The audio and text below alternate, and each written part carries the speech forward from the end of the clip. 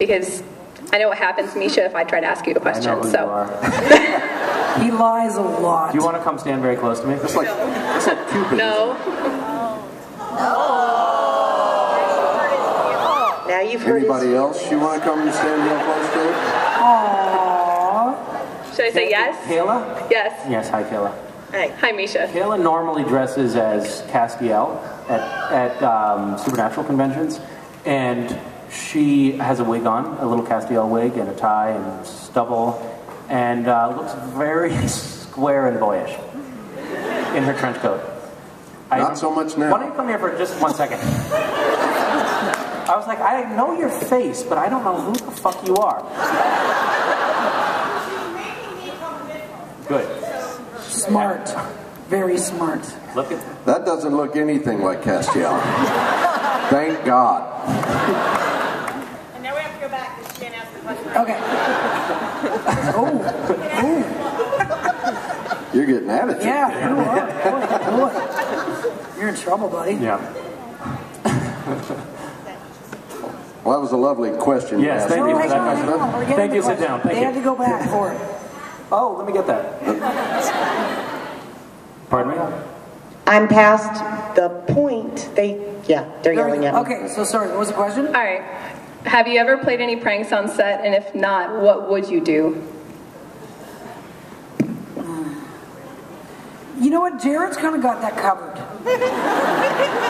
He really does. I mean, he's the kind of the guy, so you can't outdo him. And if you did, you get hurt because he would outdo you. So you don't want to throw oil on that fire. Personally, the guy, he's done some painful things. The thing with the gas, with the dry ice thing. I missed that. You guys have never had that? He's never done that to you. What are you talking about? He's The thing that they clean the lens with, the dry ice that comes out of the whatever that thing is. Yep. He comes up behind you. microphone. And I know I'm loud enough. He comes up behind you and he does that little. He comes up behind you and he does that little. He does a little gun. Nobody's ever come up behind me and done that. He does the little gun on your ass, but he waits because what he does is he turns it on, but it takes a couple seconds for it to really kick in. And oh my god, it's really painful. You guys have not had that, really? No, but No, he would never do that to us. no. I'm not the only one that had this done to. I swear to God, he did it to everybody. You know, the fact is, I mean, she's right. Jared's kind of got that covered. We all kind of fall into our own particular slots. Roll. Like Jared's the prankster. Prick. And I'm sort of the ultra professional role model. And Nerd. yeah, I'm not big on pranks yet. I'm saving up for the last season. And by then, maybe I'll think of something. I have plans. I have plans for Jared. Very specific plans, which I'm not going to tell you about. But I hate him, and I want him dead. He's You know, the guy who filled your car with money, isn't I still he? have change in my car now. And it sloshes around in places I simply can't get at. Wait. What happened? There was a terrible... God intervened and helped Jared in a Scrabble game, and he really beat me in Words with Friends, and I lost a huge bet to him. It was like, what was it, $1,000? I don't even know, $2,000? Like, I've never even bet $50 on anything, and I don't want to talk about it, but I ended up paying him back by dumping $2,000 worth of Canadian pennies and nickels into his trailer, which I have to say is fairly inconvenient to do. But he felt bad because it was a lot of money for me. He knew I was unhappy, so he, in a generous gesture, donated to Random Acts, my charity, $600 or $700 in Canadian pennies and nickels in my car. With a really sweet note. So there's still change in there, and he's And that's why I don't do charities. I no longer park my car by the trailers because I'm sick and tired of having flat tires. Yeah, he's that guy. And you know, you gotta understand that when there's a lot of women on a set, that stuff gets toned down because it's mostly boys, and boys really take the piss out of each other. There's a lot of shit that they do on set. There's a lot of stuff they do on set, and you can't get offended because that's just the way it goes. If you did, you'd look like an idiot. So you have to take whatever gets thrown your way. He farts a lot. He waits until you're That's stuck in a not so much a prank as it is a crime against humanity. He'll wait until you're stuck in a position where you can't get out of. He does that a lot. I don't wait until everybody's in the Impala. Yes, yes, he does, and that's what he's done. And you know what? That's an art. Like, how do you save it up and hang on to it? And it just, like, death. This isn't like a... Sorry, you eating? You know, it's not like a burger fart. But it's not so bad this season because I don't know what he's doing with his exercise and nutritional routine, but he apparently is no longer eating a pony for breakfast. Like, it's gross. Like, it's just, you want to gag. Well, the first year, I don't know if you guys ever saw the blooper reels. Can you guys have access to the blooper reels? Can they put it online? Okay, if you go back to the first year, there's a scene when they're in the car, and Jensen he's gagging. He's literally, and the poor guy, he goes through the worst, right? So the minute they get in an enclosed space and the windows go up, he's just, go and find it. It's very, very, if you haven't seen it yet, it's very cute. It's very funny. So Jared's the guy. He's the guy. You gotta kind of leave that to him. Me, personally. I say that. Losing my voice, sorry. I have a request from Misha. My sister wasn't able to make it to Dragon Con, so she said if I had the opportunity, if I could get you to please say, "I'm an angel of the Lord, Dean." I'm an angel. Oh.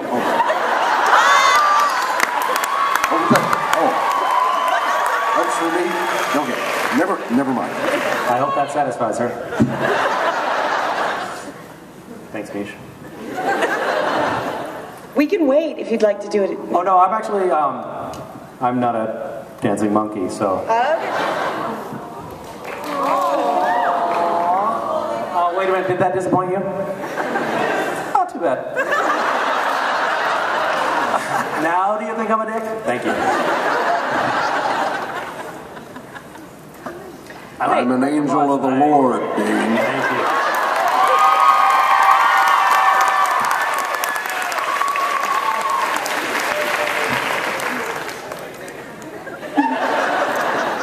Jim, first of all, I didn't get to tell you, I loved Harper's Island, and I really loved you in it.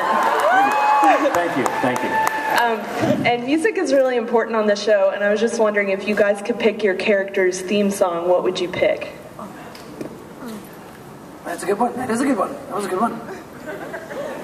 No idea what the answer would be. Three Little Maids in School Are We? Raffi's Baby Beluga for me. I like Cheap Trick. I'd have to pick something Cheap Trick. I think Ellen would be a Cheap Trick fan. Something, you know what I mean? Well, come on. She's a hard rocking chick. I mean, I really hate Journey, but I think Ellen would like Journey. Sad as that is. Something rocket, something with obviously a chick theme. Help me out here. What's a song that talks about a kick-ass broad? What? I love rock and roll. I love rock and roll. There we go, Anything Joan by Jett CD Lamb. with the eyeliner. There, that's Ellen right there. I love rock and roll by Joan Jett. That's my answer. What is that called? There's leitmotif? Is that it? No, that's Leitmotif. what is it when you have your like a music? Your theme. That's leitmotif. Well, kind of, yeah. Your theme song? I mean, The heroine's motif. yeah. Not so much on television. Where you have like Maybe like when an opera. Darth Vader comes on and dun dun dun, right? Yeah, what's it called? Oh, I see what you're saying. Yeah. Yeah. It's a leitmotif. A what? It's a leitmotif. Thank you. That's mine. Come on, boys, spit it out. We did. You did? Yeah, we finished. No, He you had did Raffi's not. Baby Beluga. And I had Three Little Girls in School Are We? Never mind. From the Mikado. Yeah, I mean, I know you guys know that, but... Hey guys, this is actually for the entire, you're gonna have to forgive me, my voice is dying. This is for everybody. You guys have played some pretty emotional roles where you are crying and you're upset. So, hi. So I wanted to know, when that's over with, how long do you still feel that mood, and what do you do to get back out of it? I mean, are you just walk around all day crying? We're still stuck in it right now. I feel very much like That's crying. the purple. Purple nurples. No, she's wearing the purple belly dancer costume in there. Oh, right. She sat on my lap on Friday. And live to regret it. No, evidently she came back for more. She's way over there.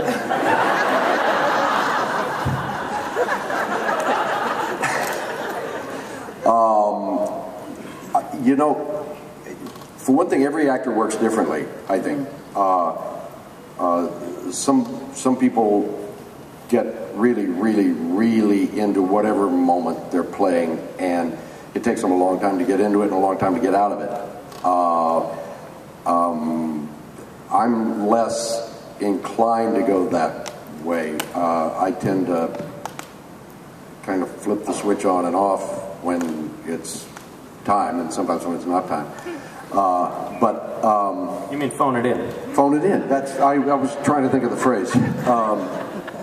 There have been a couple of scenes in last couple of seasons where you do a little more sense memory work or whatever than you usually, and sometimes those are kind of, the thing about playing an emotional scene, a really heavily emotional scene, is that in real life, if you have a giant screaming argument with your spouse or something, or if you killed somebody, or if your best friend dies or something, you go through the immediacy of what happens in a scene in a fairly brief period of time. But on a set, you do it all day for 8, 12, 15 hours. And you stay at that kind of pitch, that high peak of emotion. And it's more like, it's not so much you can't get rid of the emotion, it's that your body doesn't know you're faking. And I get to the end of a day like that and I'm wrung out. It's just, everything hurts. I get up the next morning, and even if all I did was sit in a chair all day and pretend to cry, it's like everything hurts. But it's not so much, for me at least, it's not so much getting out of the emotion itself. It's getting out of the after effects of it. The hangover of it. The hangover. Yeah, it's a hangover of it. Emotional work, yeah, like Jim said, when you're doing 8, 10, 12 hours of the same intense scene, you're dead by the end of it. You're just spent, and even though you really didn't do that much, you're spent. Anybody here ever have a screaming argument? Yeah, there's one. Yeah, 2. Okay. Yeah. Well, I don't suggest you try it for 9 straight hours, but that could maybe give you an idea. Yeah. Of course, the other thing is we have a lunch break in the middle, so. I had one weird sort of lingering experience acting where I did a really shitty movie called Carla, where I played Paul Bernardo, a serial killer, and I was dreaming his dreams for some reason while we were shooting. Like, I really got into his head, and that was very freaky. And I actually had a moment like, uh-oh, I hope I don't get stuff like this. Because it's frowned on, a lot of the stuff that he did. And, well, it was until Dexter, and now it's like kind of, okay. Passe. On Supernatural, though, it's not so much for me the emotional stuff as if we've done a scene with a lot of teleporting or time travel, I am spent afterwards. That takes a lot. And you have to do it all with that fake voice, too. Yeah. The one that you dub. Yeah. I'm an angel of the Lord.